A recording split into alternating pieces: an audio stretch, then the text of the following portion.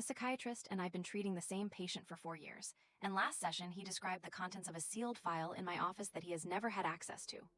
My patient, I'll call him R, was referred to me 4 years ago with a diagnosis I won't specify, but which involves significant disturbances in perception and reality testing. He's been a consistent, engaged patient. The work has been productive.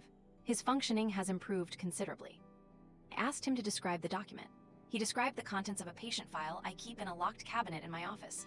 Not my notes on his case, a separate file. A case I consulted on years before R was my patient, now closed and retained per retention requirements.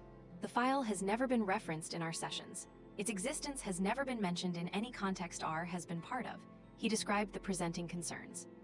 I asked him how he'd been thinking about the document. He said he didn't know where it came from. He said he sometimes receives things he doesn't know the source of. He said he'd assumed it was a fragment of something he'd read and partially forgot.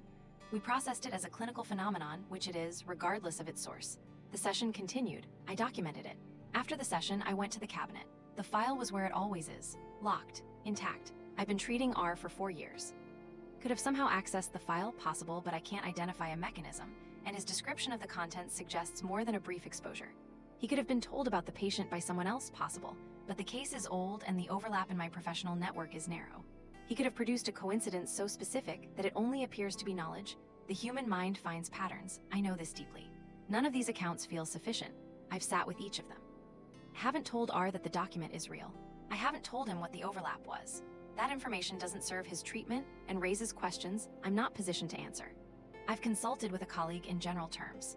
She said the experience is more common than reported, that clinicians sometimes encounter moments where a patient knows something they shouldn't, and that it goes undocumented because the documentation raises questions about the clinician's objectivity.